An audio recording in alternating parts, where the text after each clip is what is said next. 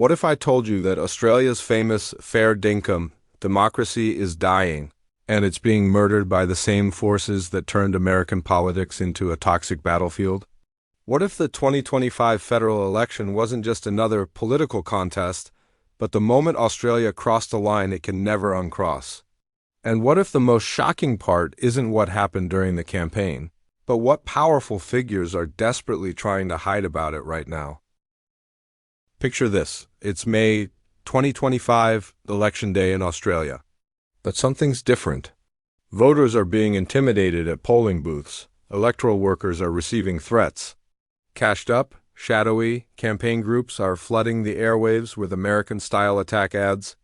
Political rhetoric that sounds like it was ripped straight from Trump's playbook is echoing across the continent.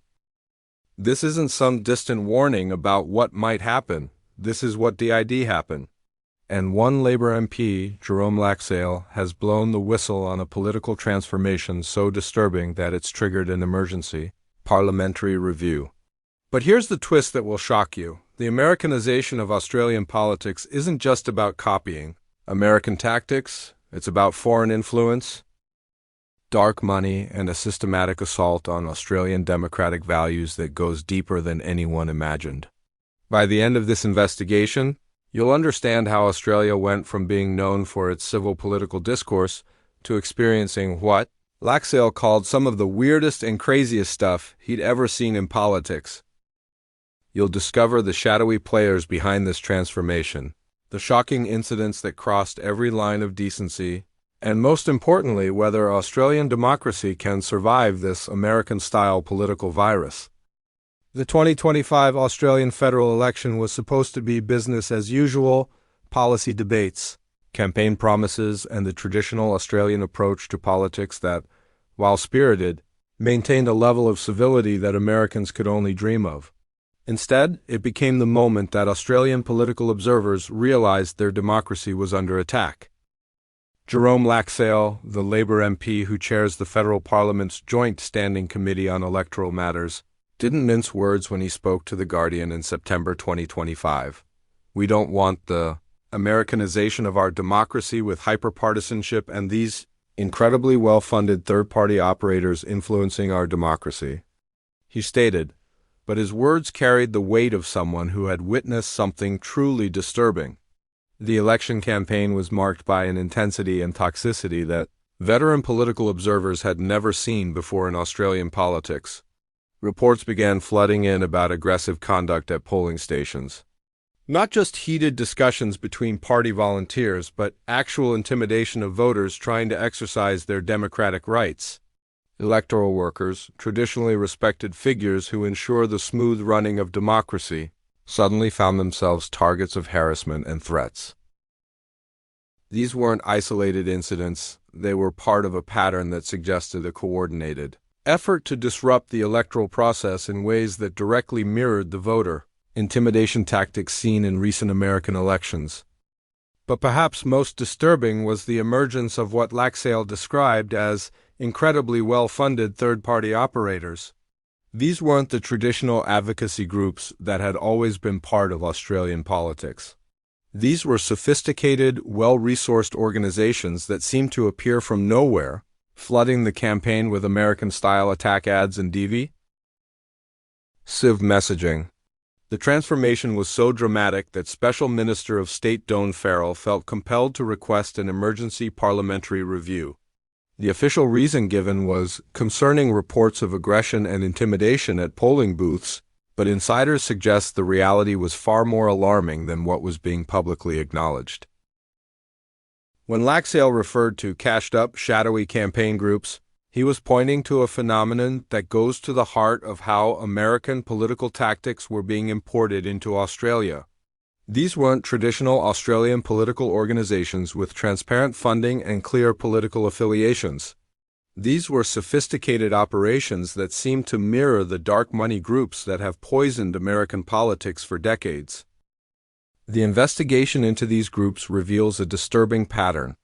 Many appeared to be funded through complex networks of donors that made it virtually impossible to trace the ultimate source of their money. Some showed clear connections to American political consulting firms that had cut their teeth on the most divisive campaigns in recent U.S. history. What's particularly alarming is how these groups operated. Instead of engaging in traditional Australian political discourse, which, while robust, typically maintained certain boundaries of civility, they imported the American playbook wholesale. This included micro-targeting voters with divisive messages designed not to persuade but to inflame, spreading misinformation through social media networks, and launching personal attacks that went far beyond anything previously seen in Australian politics. The scale of their operations was unprecedented in Australian politics.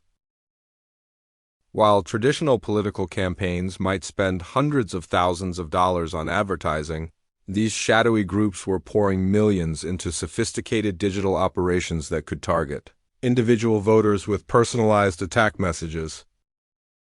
Intelligence sources suggest that some of these operations had connections to international networks that had been involved in election interference in multiple countries. The techniques they employed, sophisticated data harvesting, psychological profiling, and targeted disinformation campaigns, bore striking similarities to operations that had been documented in the United States, the United Kingdom, and other Western democracies. What made this particularly insidious was how these groups positioned themselves. Rather than operating as obvious foreign influence operations, they presented themselves as grassroots Australian organizations concerned about various issues. Only closer investigation revealed the sophisticated international networks and funding sources behind them. One of the most disturbing aspects of the 2025 election was how international conflicts, particularly the situation in Gaza, were weaponized using American-style political tactics. This represented a fundamental shift in how Australian politics had traditionally handled international issues. Historically, while Australians might have strong opinions about international events, these issues were typically discussed with a level of nuance and civility that reflected Australia's multicultural democracy and its tradition of reasoned political discourse. The 2025 election shattered this tradition. Instead, shadowy campaign groups began flooding targeted communities with highly inflammatory content about the Gaza conflict, designed not to inform or educate but to divide and inflame. These campaigns showed all the hallmarks of American-style political warfare. They were precisely targeted at specific ethnic and religious communities, used emotionally charged imagery and language, and were designed to create maximum division rather than promote understanding.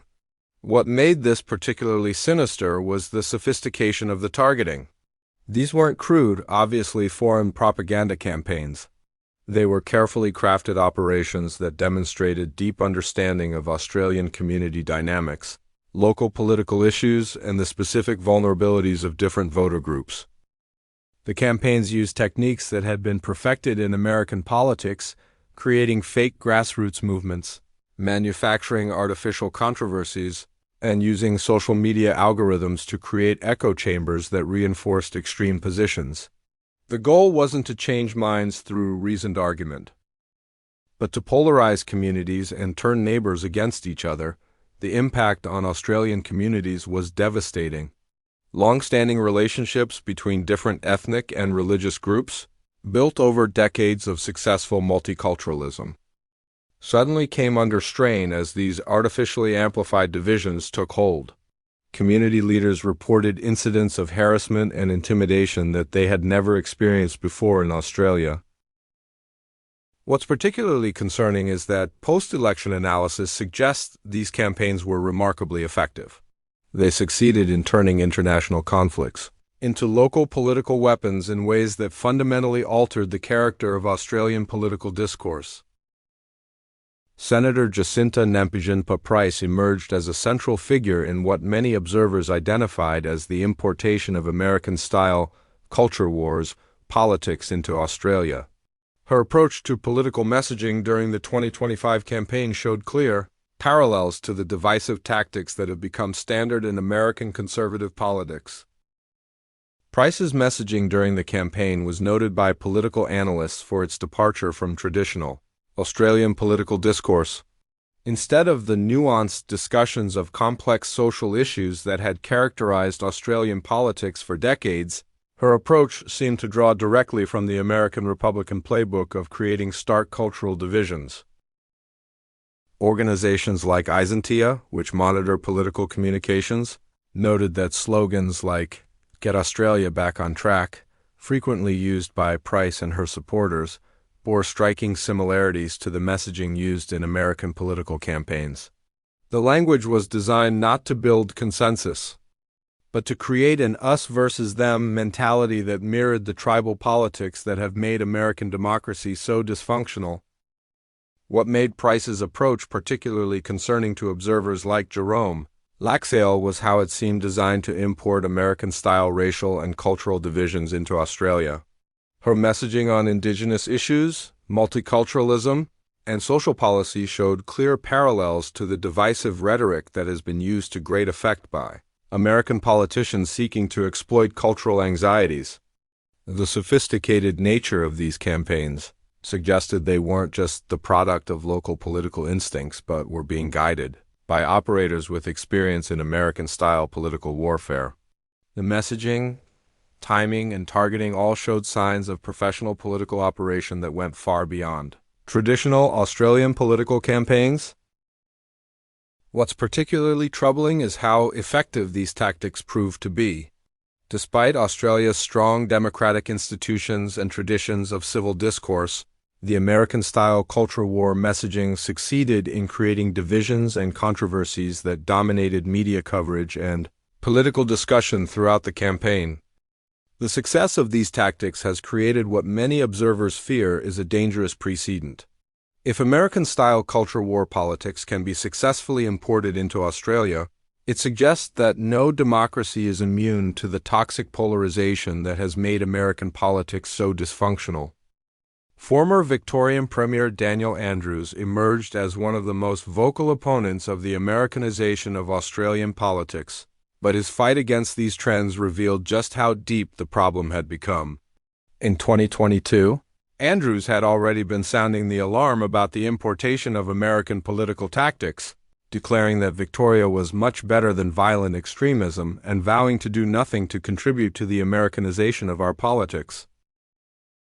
Andrews' comments came in the context of increasingly aggressive political rhetoric from his opponents, some of whom were using language and tactics that seemed directly imported from American conservative politics. His opposition to these trends wasn't just political positioning, it reflected a genuine concern about the direction of Australian democracy. What made Andrews' position particularly significant was his recognition that the Americanization of Australian politics wasn't just about adopting different rhetorical styles or campaign tactics. It was about a fundamental shift toward the kind of toxic polarization that has made American democracy increasingly dysfunctional and, in some cases, violent. Andrews had witnessed firsthand how American-style political attacks had been used against him and his government. These included coordinated disinformation campaigns, personal attacks that went far beyond traditional political criticism, and efforts to create the kind of tribal political divisions that characterize American politics. His resistance to these trends, however, highlighted how difficult it was becoming for Australian political leaders to maintain traditional standards of civil discourse when their opponents were adopting increasingly aggressive American-style tactics. The asymmetric nature of political warfare means that maintaining civility becomes increasingly difficult when facing opponents who are willing to abandon traditional democratic norms. The challenges Andrews faced in trying to resist the Americanization of politics also revealed the international nature of the problem. The tactics being used against him weren't just locally developed, they showed clear connections to international networks of political operatives who specialized in the kind of divisive campaigning that has become standard in American politics. Andrews' eventual decision to step down from politics was seen by many observers as, at least in part, a response to the increasingly toxic nature of Australian political discourse and his unwillingness to engage in the kind of American-style political warfare that was becoming increasingly common. The most shocking aspect of the 2025 election was the systematic intimidation campaign that targeted both voters and electoral workers. This represented a fundamental departure from Australian democratic traditions and showed clear parallels to the voter intimidation tactics that have become increasingly common in American elections. Reports began emerging early in the campaign of unusual activities at polling stations. Unlike the traditional friendly rivalry between party volunteers that had characterized Australian elections for generations, observers noted a more aggressive and intimidating atmosphere. Voters reported being harassed, followed, and in some cases physically threatened for their political choices. Electoral workers, who had traditionally been respected figures ensuring the smooth operation of democracy, suddenly found themselves targets of harassment and threats. These weren't isolated incidents but appeared to be part of a coordinated campaign designed to disrupt the electoral process and intimidate those responsible for ensuring fair elections. The sophistication of the intimidation campaign suggested professional organization rather than spontaneous political passion. The tactics used targeted harassment of specific individuals, coordinated social media attacks, and the creation of an atmosphere of fear around democratic participation, mirrored techniques that had been documented in recent American elections. What made this particularly disturbing was how these tactics seemed designed not just to influence the outcome of the election, but to undermine confidence in the democratic process itself. By making voting a potentially dangerous or unpleasant experience, the intimidation campaign threatened the fundamental principle that all citizens should be able to participate freely in democracy. The impact on electoral workers was particularly concerning. Many reported that they were reconsidering their involvement in future elections due to the harassment they had experienced. This threatened the pool of dedicated volunteers and professionals who make Australian democracy function.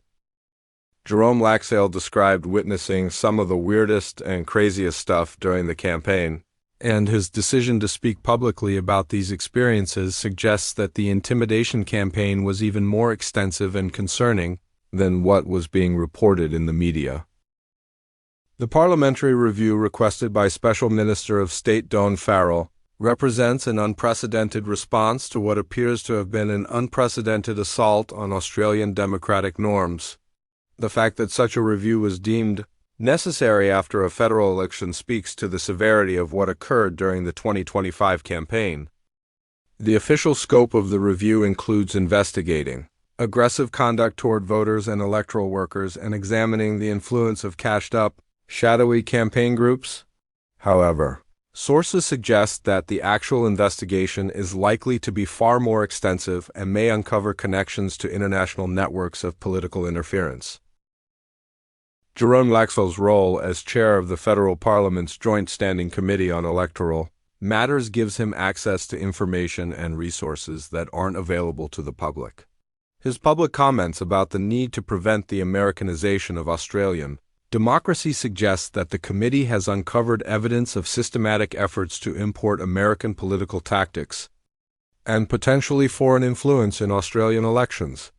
The review is expected to examine not just the obvious incidents of intimidation and harassment, but also the sophisticated digital operations that were used to micro-target voters with divisive messaging.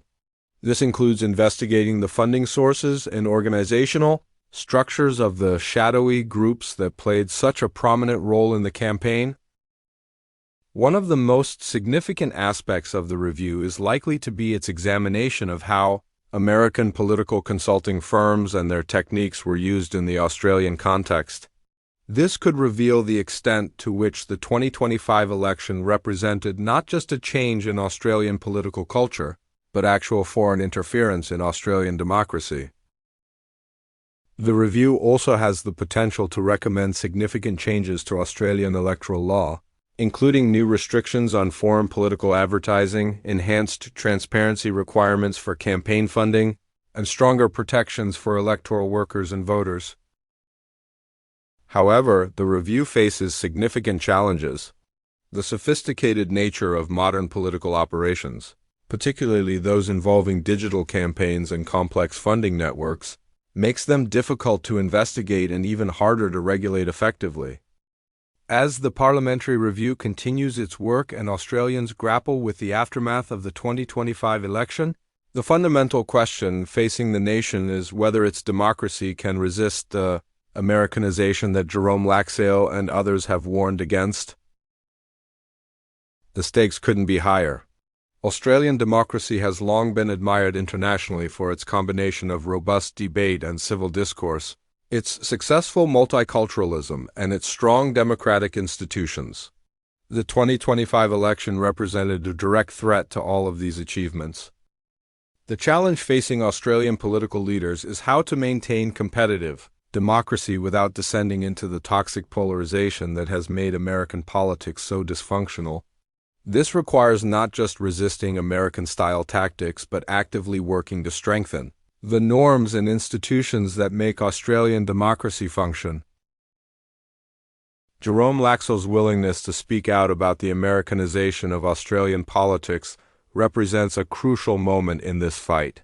By clearly identifying the threat and calling for action to address it, he has opened a debate about the future direction of Australian democracy that will likely define the nation's political culture for years to come.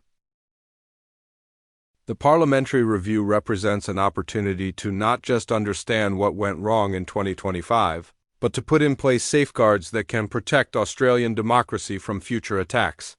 However, the success of these efforts will ultimately depend on whether Australian political leaders across the spectrum are willing to reject the short-term advantages that American-style political warfare can provide in favor of preserving the long-term health of their democracy.